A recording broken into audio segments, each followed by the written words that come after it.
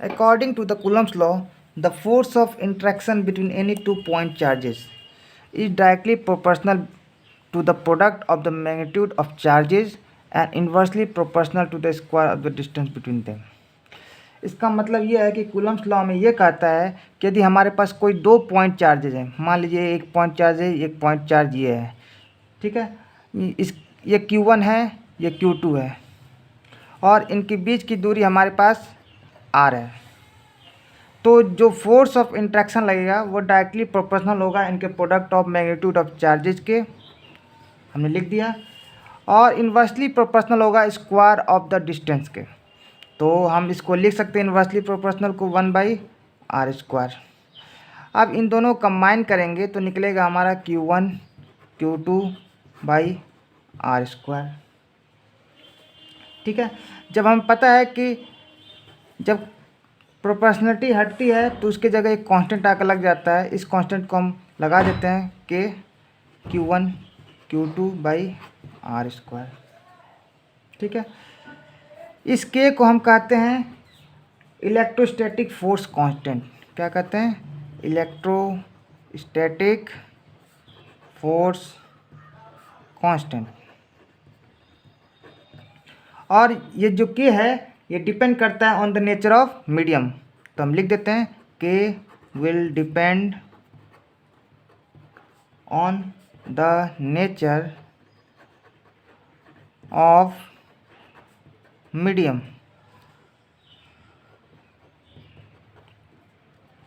K की value होती है 1/4πε0। ठीक है, और जब इस K की वैल्यू को हम कैलकुलेट करेंगे तो ये आएगा 9 × 10⁹ न्यूटन मीटर स्क्वायर पर कूलम। इस K की वैल्यू को उठा के हम इस F में रख देते हैं, इस वाले F में रख देते हैं, तो क्या बन जाएगा हमारा F = 1/4πε0 Q1 Q2/r²। ये हमारा निकला कूलम्स लॉ से F का फॉर्मूला। तो F का फॉर्मूला क्या बना? F = 1/4πε0 Q1 Q2/r²। ओके, अब हम बात करते हैं unit dimension and value of ε0। हम बात करेंगे unit dimension and value of ε0, तो लिख देते हैं heading unit dimensions and value of ε0। ठीक है, तो जैसा कि हम फॉर्मूला जानते हैं कि F का फॉर्मूला होती है F = 1/4πε0 Q1 Q2/r²। यहाँ से हम ε0 को अलग करते हैं, ε0 को अलग करेंगे तो 1/4π F नीचे आ जाएगा इक्वेशन से Q1 Q2/r²। ठीक है, तो यहाँ से हमारी यूनिट क्या निकलेगा? यूनिट ऑफ ε0 क्या निकलेगा? एप्सिलॉन जानते हैं ना किसको कहते हैं? ε0 इलेक्ट्रिकल परमिटिविटी को कहा जाता है ऑफ द फ्री स्पेस। फिर से बता रहे हैं, ε0 is called the electrical permittivity of the free space. तो यहाँ से ε0 की यूनिट क्या निकलेगी? Q की यूनिट होती है कूलम, Q चार्ज है तो इसकी यूनिट कूलम होगी, तो coulomb into coulomb, coulomb square हो जाएगा, 4 हमारा कांस्टेंट, पाई कांस्टेंट, तो इसका कोई यूनिट होगा नहीं। F हमारा फोर्स होता है तो F की यूनिट होगी न्यूटन, और ये डिस्टेंस है, डिस्टेंस का स्क्वायर, तो इस स्क्वायर को मीटर स्क्वायर लिख देंगे, तो यूनिट हमारा बना कूलम स्क्वायर पर न्यूटन पर मीटर स्क्वायर। अब हम बता सकते हैं कि यूनिट क्या होती है ε0 की? कूलम स्क्वायर पर न्यूटन पर मीटर स्क्वायर। अब हम डायमेंशन की बात करते हैं, डायमेंशन ऑफ ε0। डायमेंशन ऑफ ε0, ठीक है, तो हमारा फॉर्मूला ε0 का क्या है? ε0 का फॉर्मूला है 1/4πF Q1 Q2/r²। तो जो डायमेंशन होता है Q का उसको हम 80 कहते हैं। Q का डायमेंशन 80 होता है, ठीक है, याद रखना Q का डायमेंशन 80 होता है। तो यहाँ से हमारा क्या डायमेंशन निकला? 80 इंटू 80। 4 पाई हमारा कांस्टेंट है। एफ की यूनिट होती है mLT-2 और इसकी यूनिट होती है L स्क्वायर। तो जब हम सॉल्व करेंगे तो हमारा निकलेगा m⁻⁻1, L के पावर -3, T के पावर 4 और A के पावर स्क्वायर। ये डायमेंशन निकला ऑफ एप्सिलॉन नॉट। ओके, अब हम बात करते हैं Coulomb's law in vector form. ठीक है, अब हम बात करेंगे Coulomb's law in vector form. तो हेडिंग डाल देते हैं Coulomb's law in vector form.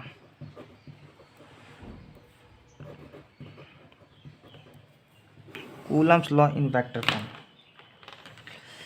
तो हम इसके लिए पहले कोऑर्डिनेट बना लेते हैं। ये हमारा एक्स एक्सिस हो गया और ये हमारा वाई एक्सिस हो गया और ये हमारा पॉइंट ओ हो गया। ठीक है, मान लेते हैं यहाँ कोई पॉइंट ए है, यहाँ पर चार्ज Q1 है। ठीक है, ये पॉइंट बी है और ये हमारा चार्ज Q2 है। ठीक है, ओके। तो let the position vector of charge Q1 is R1। हम मान लेते हैं कि position vector of charge Q1 at A क्या है R1 and the position vector of charge Q2 at B is R2। ठीक है, तो इसके बीच के जो गैप हुआ इसको हम कह सकते हैं R2 माइनस R1। ठीक है, ये वेक्टर है। ओके, तो हम ओ ए को क्या लिख सकते हैं, R1 लिख सकते हैं। ओ बी को क्या लिख सकते हैं, R2 लिख सकते हैं। Okay, so F12 force of interaction क्या होगा, 1/4 pi epsilon not Q1 Q2 upon R2 minus R1 का स्क्वायर। एक बात बताइए आप लोग, अगर हम इसको ऐसे लिख देंगे तो कोई दिक्कत है, Q1 Q2 by R2 minus R1, यहाँ क्यूब लगा देते हैं और R2 माइनस R1 को ऊपर लिख देते हैं। ये कट जाने के बाद फिर इतना ही बनेगा। ठीक है, इसी तरह हम F21 भी निकाल सकते हैं। F21 भी इसी तरह निकलेगा, तो फॉर्मूला यही बन जाएगा Q1 Q2, बस यहाँ माइनस ये बन जाएगा R2 minus R1 Q R2 minus R1। Okay, अब हम बात करते हैं SI यूनिट की बात करते हैं। तो SI यूनिट क्या होती है, तो सो SI unit of charge is coulomb. SI unit charge की क्या होती है, कूलम होती है। तो 1 कूलम किसे कहते हैं, 1 कूलम किसे कहेंगे, चलिए पढ़ लेते हैं। तो 1 कूलम को हम डिफाइन करते हैं, 1 coulomb is that much charge which when placed in vacuum, ध्यान से समझिएगा, in vacuum at a distance of 1 meter, 1 coulomb is that much charge which when placed in vacuum at a distance of 1 meter from an equal and similar charge would repel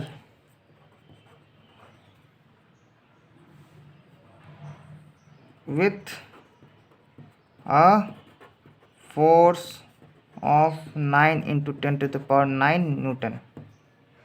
ठीक है, तो 1 coulomb वह charge है, यदि मान लीजिए किसी charge को हम वैक्यूम रख देते हैं। ठीक है, किसी चार्ज को वैक्यूम में रख देते हैं, मान लीजिए ये वैक्यूम है, ठीक है, यहाँ किसी चार्ज को, यहाँ कोई चार्ज है, पॉजिटिव चार्ज है, तो 1 coulomb is that much charge which when placed in vacuum distance 1 meter from equal and similar charge.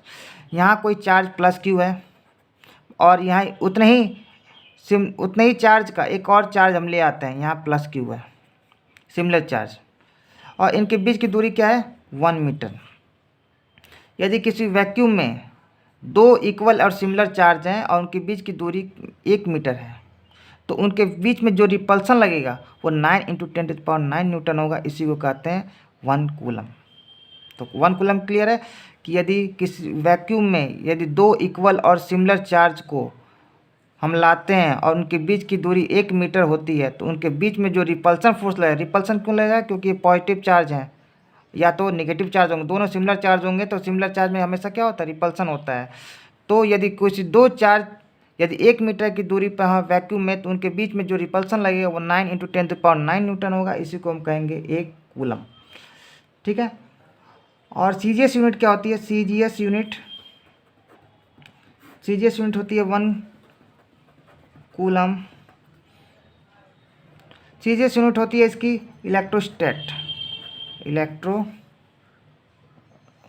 Electrostatic unit बोलिए या इलेक्ट्रोस्टैट कूलम बोलिए, इलेक्ट्रोस्टैट कूलम मत बोलिए, स्टैट कूलम बोलिए, स्टैट कूलम। तो 1 coulomb equal to 3 × 10⁸ stat coulomb. ये हमारा निकला। ठीक है, 1 coulomb equal to 3 × 10⁸ stat coulomb. अब हम डाइइलेक्ट्रिक कांस्टेंट की बात करते हैं। डाइइलेक्ट्रिक कांस्टेंट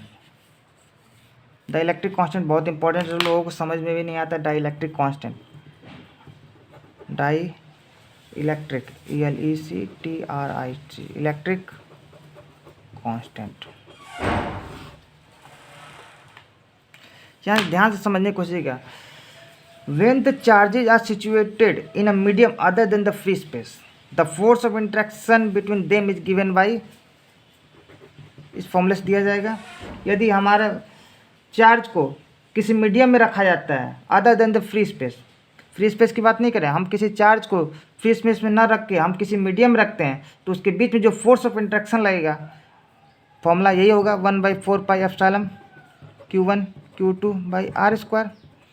क्योंकि मीडियम में रखा ε0 नहीं लगेगा, क्योंकि ये फ्री स्पेस में नहीं है, ये मीडियम में है।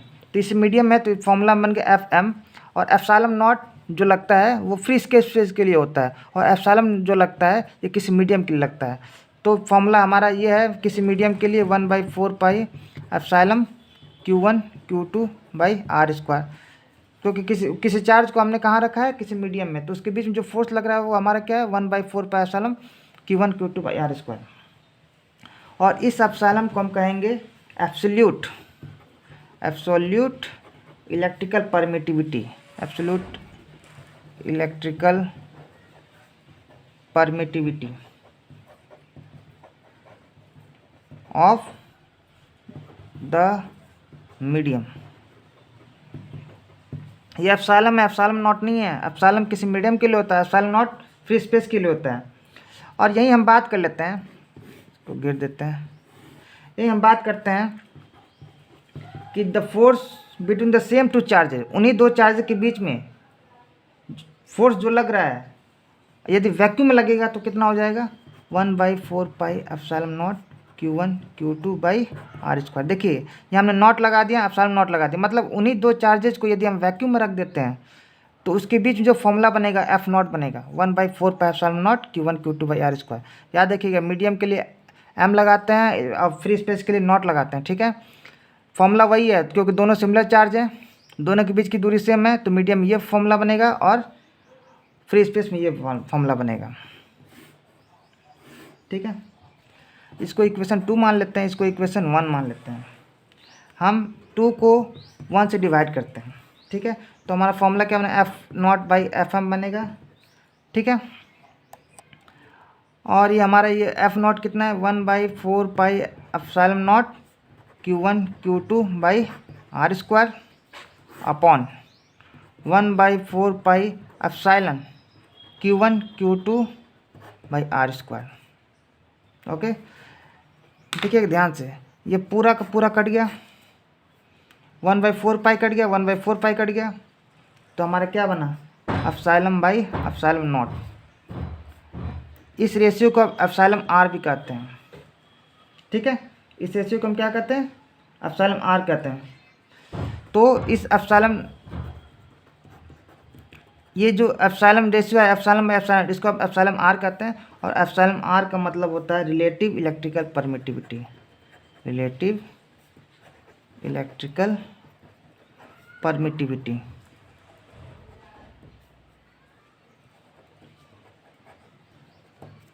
ठीक है, इसी को रिलेटिव इलेक्ट्रिकल परमिटिविटी कहते हैं, या डाई इलेक्ट्रिक कांस्टेंट भी कह सकते हैं। इसी को हम डाई इलेक्ट्रिक कांस्टेंट भी कह सकते हैं।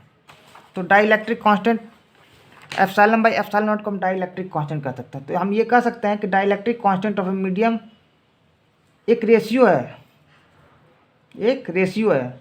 किसका रेशियो है, the ratio of force of interaction और repulsion between 2 point charges separated by a certain distance in air और vacuum to the force of attraction or repulsion between the same 2 point charges held at the same distance in other medium। मतलब कि किसी 2 point charges के बीच में जो force of interaction है, जो force of interaction जो वैक्यूम में है और जो फोर्स ऑफ इंट्रैक्शन जो मीडियम में है, उन दोनों का जो रेशियो निकलता है उसी को हम कहते हैं डाई इलेक्ट्रिक कॉन्स्टेंट। यहाँ समझिएगा, तो डाई इलेक्ट्रिक कॉन्स्टेंट क्या होता है, एफ नॉट जो फोर्स ऑफ इंट्रैक्शन लग रहा है जो वैक्यूम में, और एफ एम जो फोर्स ऑफ इंट्रैक्शन लग रहा है किसी मीडियम में, उन दोनों के रेशियो को ही हम डाई इलेक्ट्रिक कॉन्स्टेंट कहते हैं। Dielectric constant is only the ratio. उस रेशियो क्या बनता है, एप्सिलॉन बाई एप्सिलॉन नॉट। इसी रेशियो का कभी कभी एप्सिलॉन आर भी कहते हैं, रिलेटिव इलेक्ट्रिकल परमिटिविटी। ओके।